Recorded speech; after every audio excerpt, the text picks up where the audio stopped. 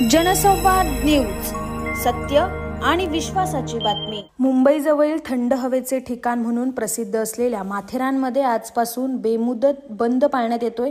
दस्तुरी नाक्यावर होणारी पर्यटकांची दिशाभूल आणि आर्थिक फसवणुकीविरोधात माथेरान पर्यटन बचाव संघर्ष समितीने हे आंदोलन पुकारले। या आंदोलनाला हॉटेल व्यावसायिक, ई-रिक्षा संघटना, व्यापारी आणि सामाजिक संस्थांनीही पाठिंबा जाहीर दिलाय। गेल्या काही वर्षापासून माथेरानमध्ये पर्यटकांची लूट होत असल्याच्या तक्रारीमध्ये वाढ झाली। माथेरानचं प्रवेशद्वार असलेल्या दस्तुरी नाक्यावरून पर्यटकांना गावात आणण्याऐवजी बळजबरीने वेगवेगळे पॉइंट दाखवून हॉटेलकडे उशिरा सोडण्यात येतं। यासाठी घोडेवाल्यांकडून अव्वाच्या सव्वा रक्कम उकळली जाते। मिनी ट्रेन बंद असून ई-रिक्षाची सेवा फक्त स्थानिकांना दिली जाते, अशी खोटी माहिती देत घोडेवाले नवख्या पर्यटकांना लुबाडतात। तर हॉटेलचे रूम दाखवणारे एजंट आणि हमालही पर्यटकांना लुटत असल्याच्या तक्रारीमध्येही वाढ झाली। पर्यटकांच्या लुटीचा मोठा फटका माथेरानमधील व्यावसायिकांना बसू लागला असून याविरोधात माथेरान पर्यटन बचाव संघर्ष समितीने आवाज उठवत 27 फेब्रुवारी रोजी माथेरान नगरपालिकेचे अधीक्षक सुरेंद्र ठाकूर, मुख्याधिकारी राहुल इंगळे, वनविभाग आणि पोलीस यांना निवेदन दिलं। दस्तुरी नाक्यावरील अंतर्गत भागात घोडेवाले, हमाल, रूमचे एजंट आणि रिक्षावाले यांना प्रवेश देऊ नये, जागोजागी माहितीचे फलक लावावेत, संवेदनशील जागांवर सीसीटीव्ही कॅमेरे बसवण्यात यावेत, अशी समितीची मागणी होती।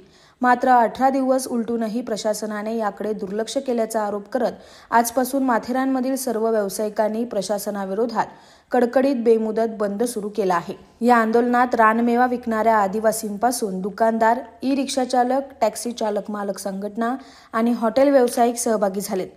दरम्यान ज्यांनी माथेरानमध्ये हॉटेल्सचं ॲडव्हान्स बुकिंग केलं असेल त्यांना त्यांचे पैसे परत करण्याचा निर्णय हॉटेल मालकांनी घेतला असून माथेरानमध्ये आता नवीन पर्यटकांना प्रवेश बंद करण्यात आलाय।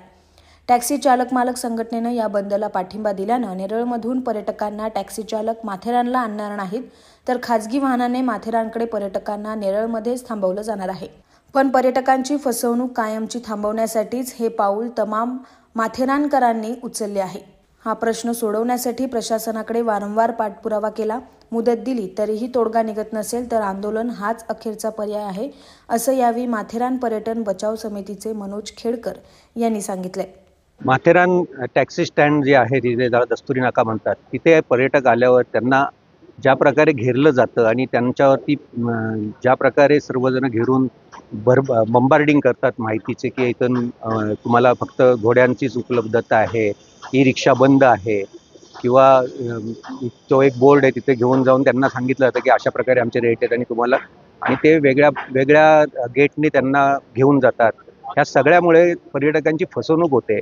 ज्या पर्यटकांना पहिल्यांदा आलेले आहेत किंवा ज्यांना माहिती नाही ते पर्यटक ताब्यात जातात आणि मग ते त्यांच्याकडनं दस्तुरीपासून आतमध्ये येण्यासाठी त्यांना सांगितलं जातं की 7 किलोमीटर आहे, 8 किलोमीटर आहे, आणि दस्तुरीपासून इथपर्यंत येण्याचं सुद्धा त्यांना 1200, 1500, 2,500 रुपयेपर्यंत त्यांच्याकडनं पाहिजे। आत्ताच मला काही हॉटेलवाल्यांनी फोन केला की आमच्या इथं बाजारपेठेपासून एक 100-200 मीटरवरती असलेल्या अंतरावरती कपलला 5,000 रुपये पर वर्षी। अशा प्रकारचे जे रेट्स घेतात आणि त्याच्यामुळे मग पर्यटकांना कळतं की आपली फसवणूक झालेली आहे। किंवा पर्यटकांना ते जे 11 वाजता पर्यटक जर का दस्तुरीला आला, त्यांनी बुकिंग केलेली असते, तो 1 दिवसाकरता आलेला असतो आणि मग त्याला पॉईंट फिरवून परत हॉटेलला सोडलं जातं, तोपर्यंत त्याला त्याचं लंचही मिळत नाही, काही नाही। मग त्याला कळतं की आपण 1 दिवसाकरता आराम करायला आलो पण फार थकून गेलो असतो, तो शपथ घेतो की माथेरानला येणार नाही। या सगळ्याचा परिणाम असा झाला की सोशल मीडियावरती अनेक यूट्यूब व्हिडिओ पडले, इंस्टाग्रामवरती पडले आणि त्याच्यामध्ये प्रचंड माथेरानची बदनामी झालेली की फसवणूक होते, इथे दिशाभूल केली जाते, इथे लोक लुटतात, अशा प्रकारे त्यांनी कॉमेंट्स टाकल्या। त्या कॉमेंटवरती ते लाखो लोकांनी बघितलं। जगभरातून मला युरोपमधनं एक जणाकडनं हा व्हिडिओ आला परत। तर अशा प्रकारे हा व्हिडिओ सगळीकडे व्हायरल झाल्यामुळे आज माथेरानचा पर्यटनावरती विपरीत परिणाम झाला आहे। ही समस्या 15 वर्षापासून होती, परंतु मागच्या 1 वर्षात याच्यावरती एवढा परिणाम झाला की आता दिवाळी, नाताळ, 31st आम्हाला सीझन मिळाले नाही। मागचे 2 महिने आम्हाला पर्यटकांचा दुष्काळ आहे आणि ह्या सगळ्या सोशल मीडियामुळे हे होतंय, आमच्या लक्षात आलं आहे आणि येणाऱ्या काळात तो एप्रिल-मेचा सीझनसुद्धा आम्हाला मिळेल की नाही शक्यता कमी आहे। आणि ह्या सगळ्याचा एवढा मोठा परिणाम माथेरानच्या पर्यटन व्यवसायावर झाला, कारण माथेरानच्या सर्व जनतेचं उत्पन्न हे पर्यटनावरती अवलंबून आहे आणि जर का पर्यटक नाही आले तर आमच्यावरती उपासमारीची वेळ येईल, अशी परिस्थिती आहे। त्यामुळं हा सर्व नागरिकांनी एकत्र येऊन बंद पुकारलेला ही समस्या 15 वर्षापासूनची आहे, परंतु आज ती त्या राक्षसी झालेली आहे। त्यामुळे आज सगळेजण एकत्र आलेले आहेत। नगरपालिकेने तिथे फलक लावावेत, त्याच्यात योग्य माहिती द्यावी की माथेरान 2.5 किलोमीटरवर आहे, अमनला स्टेशन 200 मीटरवर आहे, आणि रिक्षाची सुविधा आहे. त्यांना पर्यटकांना काय काय सुविधा आहेत त्यांना सांगा, लोकांना जे काय घ्यायचं ते घेतील. कारण घोडा ही जॉय राईड आहे. लोक पर्यटनासाठी आले, त्यांना घोड्यावर बसायचा आनंद मिळतो, त्यामुळे ते घोड्यावर बसणार आहेत. परंतु लोकांपासून माहिती लपवली नाही पाहिजे की रिक्षा गाववाल्यांसाठीच आहेत, पर्यटकांना नाही आहे. शटल सेवा बंद पडलेली आहे, अशा प्रकारच्या खोटे माहिती आल्या किंवा ज्या हॉटेलला बुकिंग करून आलेत लोक, त्यांच्या हॉटेलविषयी घाण माहिती दिली जाते. किंवा बंद पडलेलं हॉटेल आहे किंवा तिथे रिनोव्हेशन चाललंय किंवा 10 किलोमीटर लांब आहे, अशा प्रकारची जी माहिती दिली जाते त्यामुळे पर्यटक घाबरतो आणि त्याला जेव्हा कळतं की आपल्याला एक खोटी माहिती दिली, त्यामुळे तो अनेक लोकांना सांगतो आणि मग लोक म्हणतात एवढं सगळं झंझट आहे तर माथेरानला जायचं कशाला. तर ह्यामुळं आज माथेरानचं पर्यटन धोक्यात आलेलं आहे. हे जर का वाचवायचं असेल तर आज आम्हाला एकत्र येऊन ह्या सगळ्या गोष्टी, ही जी फसवणूक होती ही थांबली पाहिजे. यासाठी प्रशासनाच्या हातात आहे, कारण म्हणजे प्रशासनाने दुर्लक्ष केलं. आज नागरिकांना रस्त्यावरती उतरायची गरजच भासायला नको होती, कारण हे सगळं प्रशासनाचं काम आहे. प्रशासनाने न केल्यामुळे आज आम्हाला आंदोलनाचा पवित्रा घ्यावा लागलेला.